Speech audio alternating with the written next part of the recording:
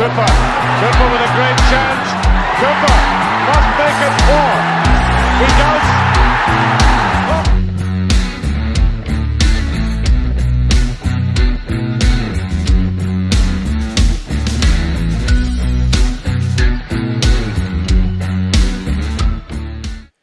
That horrific second half performance yesterday gifted Rangers their first win in 8 games at Ibrox, at a stadium that was a third empty, who were coached by an interim manager who looked like he knew what he was doing come the second half. They had absolutely nothing to play for. We had everything to play for. I still, 24 hours later, am absolutely furious at that second half display. I know there's lots of you already on tonight. You're all raging, as I can see, and so you should be. Yesterday, first half, okay. Then Toppy hits the post. Toppy, I'm not preaching to the converted, and I mean this with the greatest respect. Across the goalkeeper in that type of position. Across him. I cannot believe what I was watching. After we conceded what was a schoolboy goal, we fell off a cliff. We were at absolute 6s and 7s.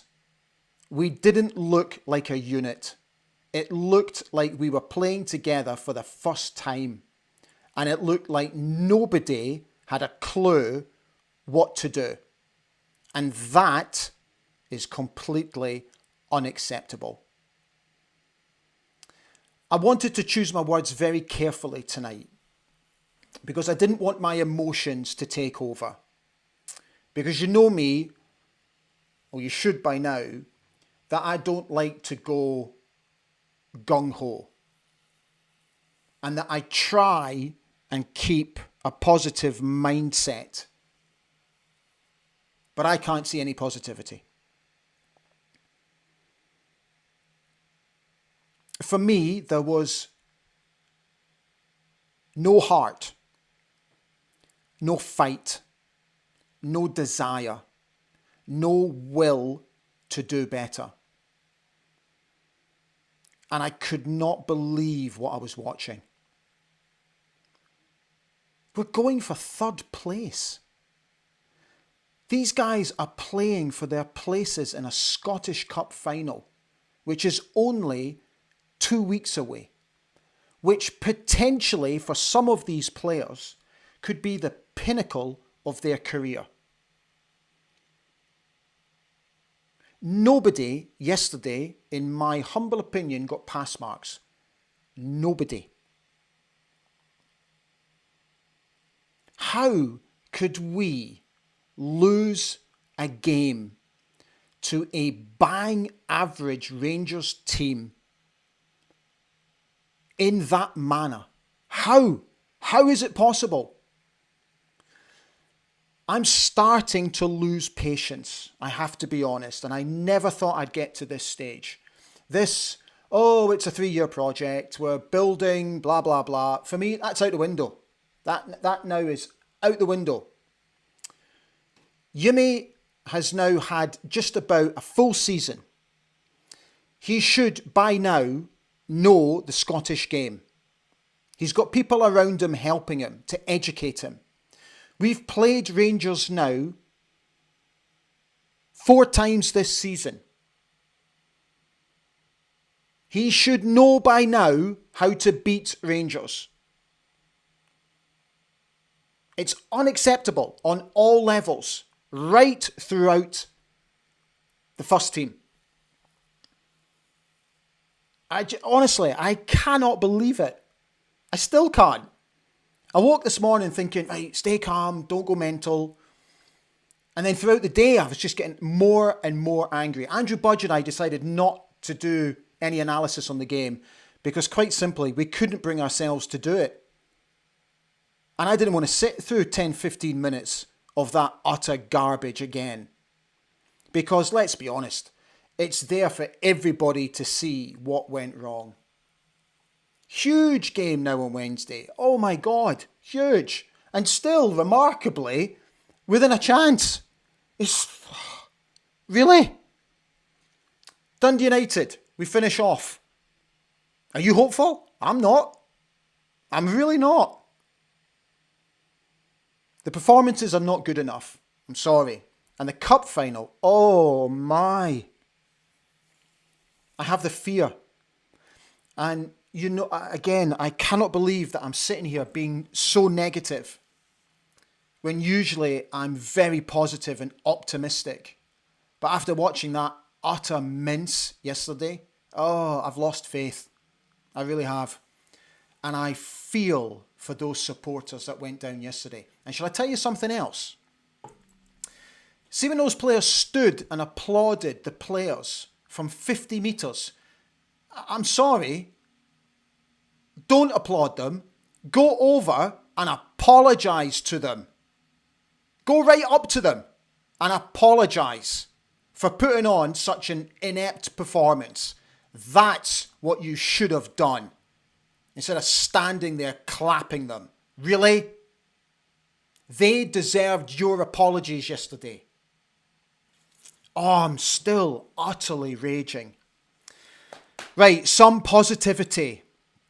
According to reports in Australia, Nicholas Milanovic is to leave Western Sydney Wanderers after signing a deal with Aberdeen. It is expected to be a 4-year deal, roughly round about €400,000. That's what they are reporting. Nothing official from the football club as yet, but Player of the Year has put in a really good shift this season for Western Sydney and could complement Toppy on the flanks next season.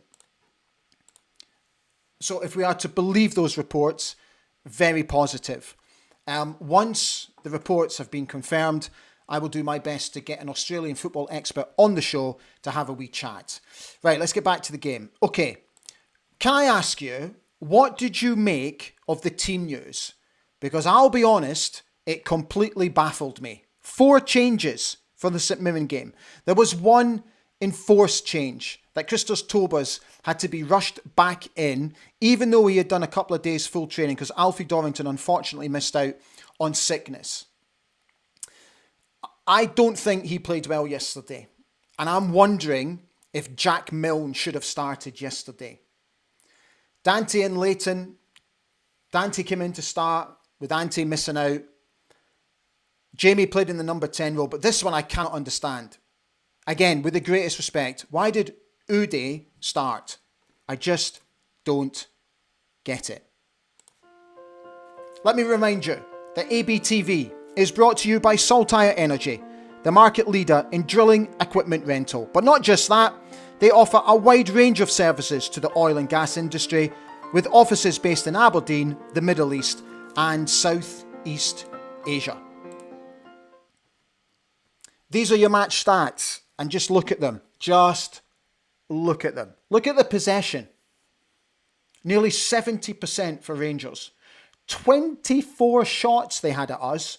24 to our 8. They had 11 on target to our 4.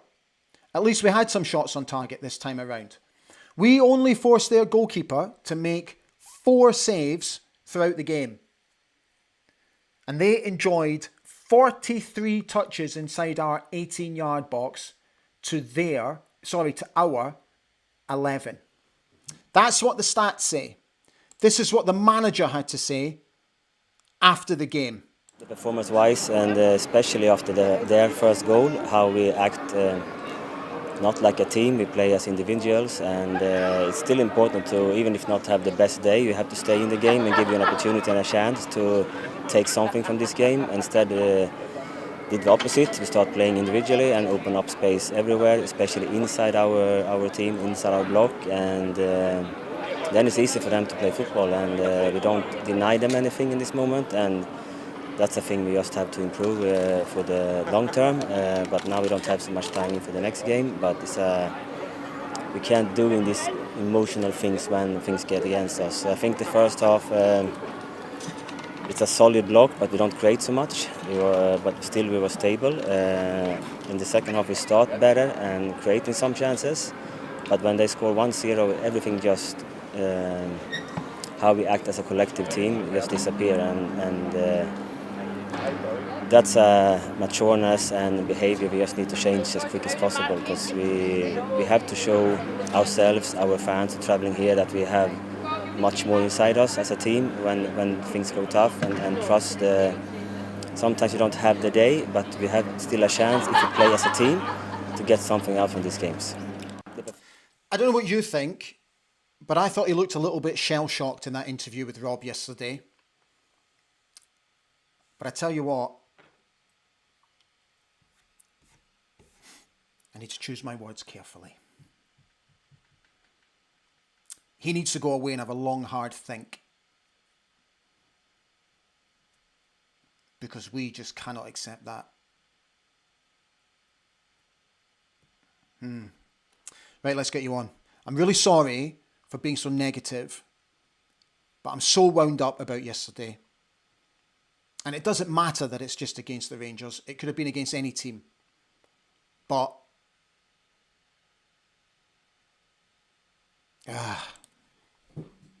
right, let's get you on. Ewan Sutherland said, yesterday's performance was simply unacceptable. Good teams do not crumble that easy, particularly against a bang average Rangers team. We need 5 new players next season, and we need players with heart.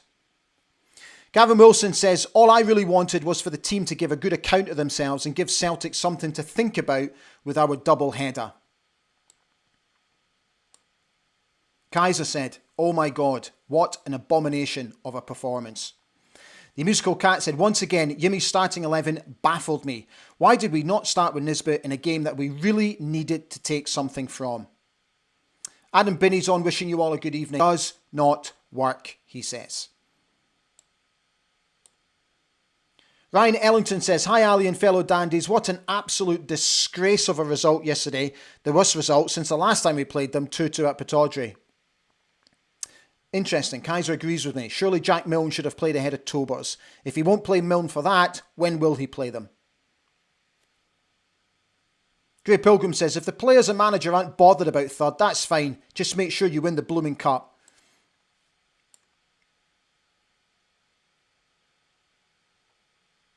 Gordon Keith Ritchie came on to say, good evening all. First half was pretty even. Once Sevco scored, it was a different story. We had chances, but again, didn't take them. We need to, and we made them look good. Musical Box is on, wishing you a good evening. Richard Mickey McMillan said, hang on, let me find it. Utter mince second half. VK says, a 3-year project should see year-on-year improvement, not a situation where players are so bad they cannot pass to each other and they all need replacement or a manager with no tactics. Barry Cole says, I was optimistic when heading down the road yesterday, and when I saw the team I was shocked. We did okay first half and then we never came out for the second.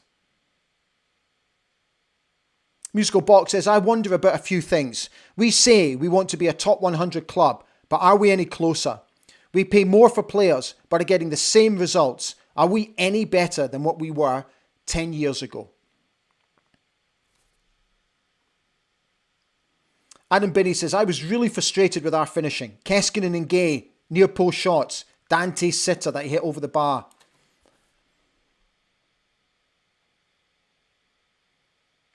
Hugh Burns says, he's been underwhelmed by Tobers yesterday and earlier in the season, diving into tackles way too early. Deck G says, absolute horror show second half. To be honest, that's the first time in a very long while I switched off at 3-0 as I couldn't believe what I was watching. DM says, to be honest, I'm worried for the cup final. Rangers are rank. Celtic will walk all over us again. David Horns wishing you a good evening. As is Neil. Neil says it was just an embarrassment. That's all I have to say. Neil Sinclair's on, wishing you a good evening as well.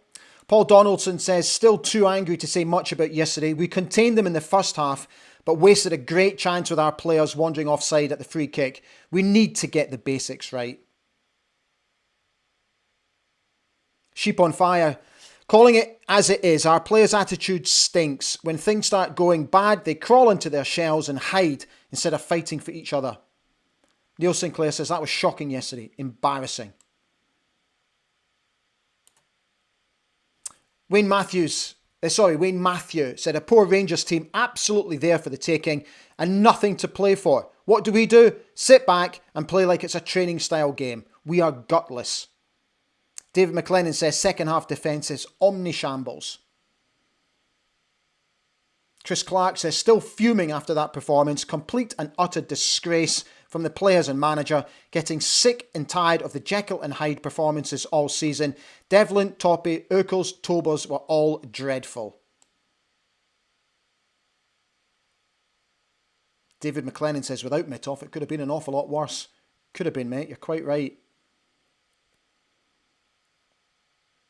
What I find really sad is that we're all singing from the same hymn sheet and we've all lost complete and utter faith that we could finish third and that we could win the cup final.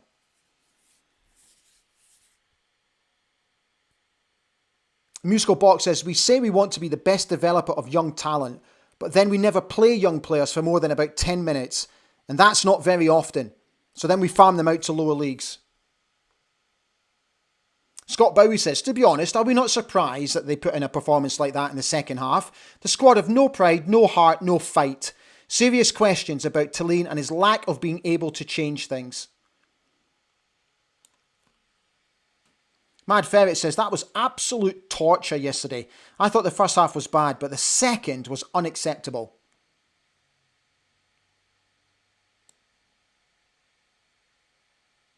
Paul Donaldson says, it doesn't look like a team of players who are trying to win a place in a cup final. I agree.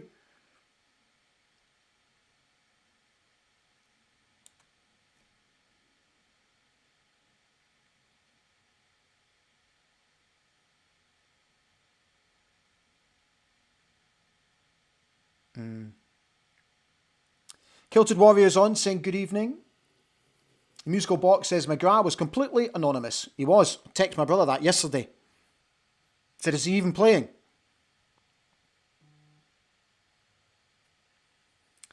Robin the Bull said, it's all down to the manager. It's his job to get them up for games. Sorry, bear with me. Just need to check something. Just bear with me.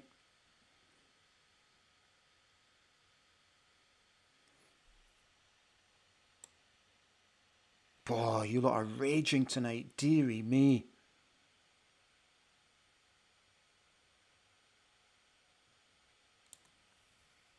Sequentia says, you have to wonder what's going on behind the scenes and in training. These players need weekly counselling and psychotherapy to find out why they cannot perform and win matches when it matters. Stuart Cleary said, why was there no fight in that second half? Why did we collapse so quickly again? Why?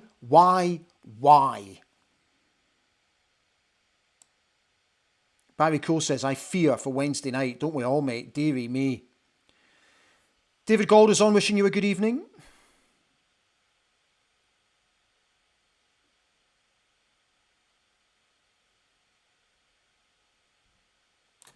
Right. I'm going to show you a stat that has come courtesy of the Dandy Dons of Aberdeen on Facebook page. Look at this. Again, I'm sorry to be so negative, but I've got to show it to you. Look where we are. We are right at the bottom of that table. This is a period-based statistical table between the 22nd of November 2024 and the 11th of May 2025. So that is basically how we've played during that period after we went on that incredible run at the beginning of the season. Just look at it. It's absolutely frightening, isn't it? Right, let's get rid of that. And let me remind you that ABTV is also brought to you by Craig International, where the future of global procurement is very much at the forefront of their business strategy. They have 10 offices strategically placed around the world to serve the entire globe. Procurement is very much safe in their hands. They have offices in the Middle East, in Qatar, in Dubai. They serve Australia. They're in Singapore. They're also in America and in Canada and at home in Aberdeen and also on the European continent. Check out their brand new website if procurement is your thing. You will not be disappointed.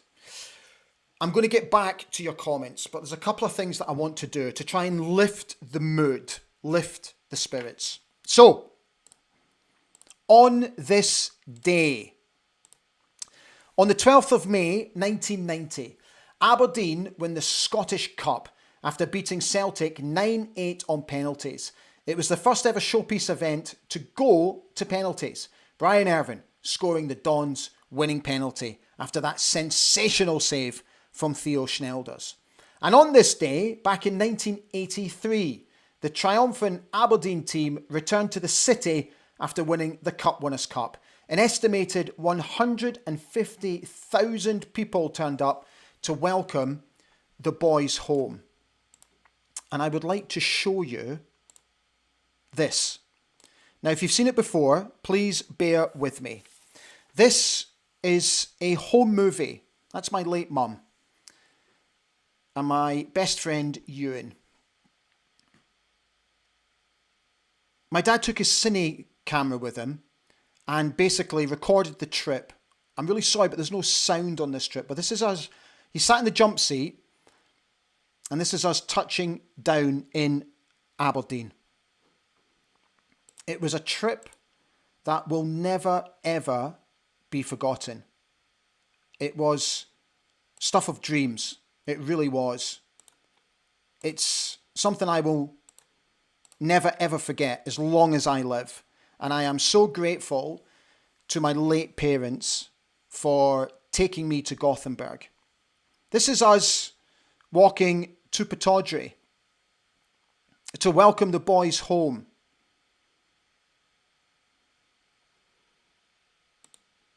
I was absolutely shattered after an all-nighter going to the primary school to pick up my little brother Peter, who came with us. And then we sat and we waited in anticipation for the team to make their way down Union Street, then down King Street. Who will ever forget those scenes on Union Street? And this is the team coming onto the pitch to take the fanfare from the fans. It really was a pinch yourself moment that we won the Cup Winners' Cup, that we beat Real Madrid. But let's be honest, were any of us really surprised? As Willie and as Sir Alex have said, we absolutely battered them. So if you look closely, right in the middle there, you can see the trophy with the players just to the left in their beige and blue tracksuits. I wonder what happened to those tracksuits. I wonder if they're still kicking about. And I must admit, as the team walked round, as they went round to the south stand, me, Ewan and my little brother Peter plucked up the bravery to run down and have a wee run on the pitch. The first time I'd ever been on the pitch at Pittodrie. An absolutely unforgettable event. ABTV is delighted to announce a new sponsorship deal with Quipco International, a manufacturing and repair service company serving the oil and gas industry. With their headquarters based in Abu Dhabi, they are perfectly placed to offer a number of services and products to the Middle East. So, while we were talking about 1990, let me gently remind you that a week on Thursday, I'm going to be in the Music Hall with Brian Irvine, Theo Schnelders, Alex McLeish, and for the first time since their playing days Hans Heelhuis and Charlie Nicholas will be together. Go to the Aberdeen Performing Arts website. That's where you get your tickets from. If you check out my socials, you will see links to get tickets. I really hope you can make it because it's going to be an absolutely phenomenal night and I cannot wait to fly over a week on Wednesday. A gentle reminder, if you're enjoying the show tonight, I know it's tough, but if you are, don't forget to like. Thank you for your comments. We'll get back to them in just a moment. And don't forget to subscribe to the channel. We're over 4,300 now, and I'd be absolutely delighted if you would please continue to support us here on the channel. It doesn't cost you anything. All you have to do is press subscribe, and then you get notifications when shows go live, and it means that you can join in and all that kind of stuff. Right, back to your thoughts.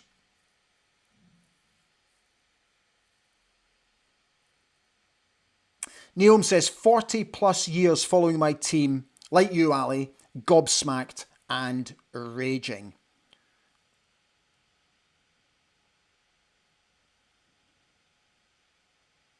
Margaret Alexander says, Ali, you're not alone in your assessment of that performance and fear that's ahead teams in the lower half of our league would have played better and given them a game. Barney Rubble says, very rarely you actually see anything outside training happening at Cormack Park. They must do social media stuff and go back inside. David Methven says, our midfield has no bite to it and it lacks creativity. This is something that must be addressed in the summer window. He says he's got the fear for the next 3 games. David Gall says, powder puff midfield, not nearly enough enforcement. Dave B says, Ali, stop all the negativity. It was not as bad as you make out. Really? You say we can't defend, but Rangers created nothing in the first half. We were the better team for the first 10 minutes of the second. Right, Dave, I totally get your point. I absolutely do.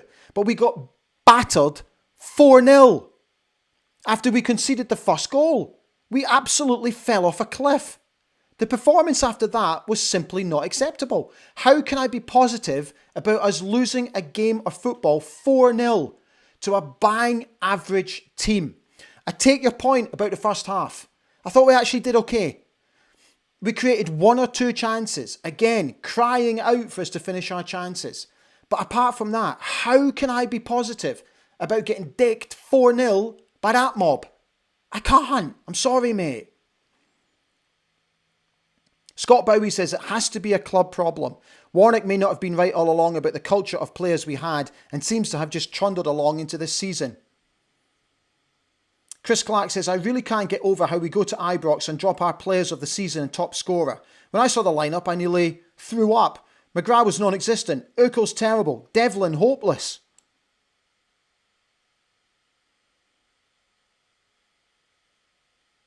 Dave Beak, he comes back and he said, we had 2 or 3 great chances to take the lead. You're right. Remember, 4 of our team have had very few games coming back from injury and it showed. It's not JT's fault the players can't finish. I agree. I completely agree with that. It's not his fault. But he picks the team. And I think he got the team wrong yesterday. With the greatest respect. Ryan Ellington says, I swear to God, there needs to be a big change of players and the management absolutely shocking. I wouldn't, do you know, I'll say, Ryan, I'll say right now, I am absolutely not for changing the manager. Absolutely not. He still has my support, but I'm starting to lose patience because by now, there should have been progression. I understand this banging the drum about we have progressed. We've got to a cup final. We got to a semi-final. We could still finish third. I get all of that. I absolutely do. And on paper, that's progression. But where I don't see progression is how we are improving on the field of play.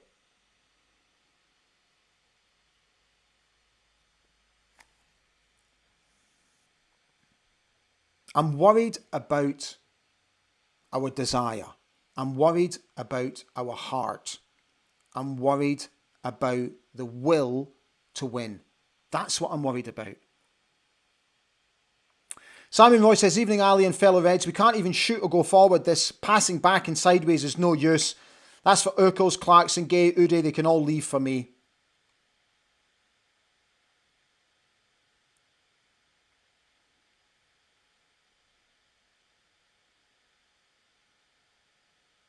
Paul Donaldson says, still a lot of work to do to ensure we get at least 5th place and make it into Europe. We can't afford to rely on St Mirren dropping points.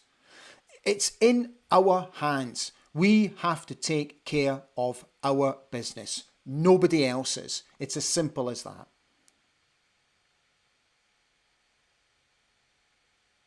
Peter Lee says, oh gosh, I had it and then I've lost it.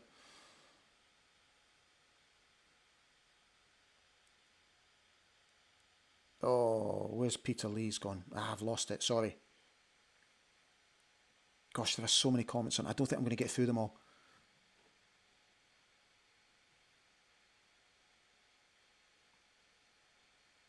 Michael Taylor says, Jimmy just spurts out the same nonsense after every defeat. Don't see the fire in his belly and the passion. It's baffling. I don't like it.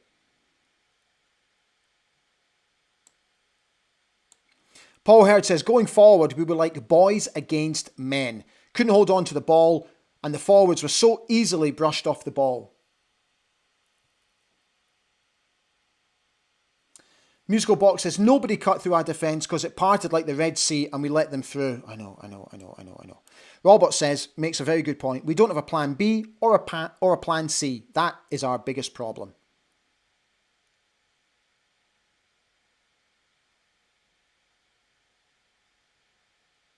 Chris Clark says, I can just see how this end of season is going to be. Somehow we beat Celtic after that poor show at the weekend, then go to Tannadice and have another horror show. Oh dear.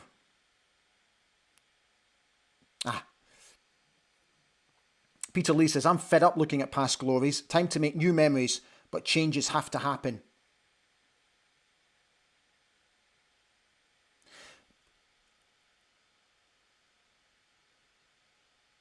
Yeah. Dave B, in response to some of the comments, and again, absolutely no argument for me, Dave. At the start of the season, you'd have taken a cup semi, a cup final, and challenging for third with 3 games left. Especially when, if we were all honest, bought into need to give the manager time. Yeah, mate. Again, I'm not going to disagree with that.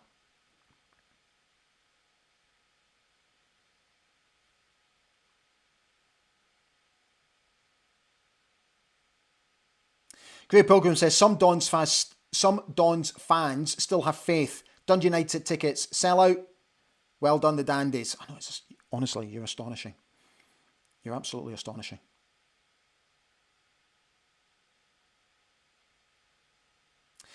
M says, as we approach the final, Yumi should have his starting 11 locked in, but he seems to chop and change and the lineup could be anybody's guess.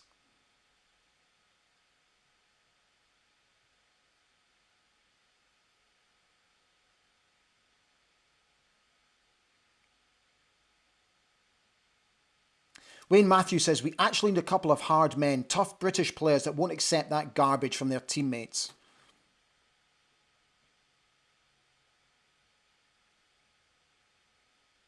James Brown said, our passing was horrendous, very rarely connected.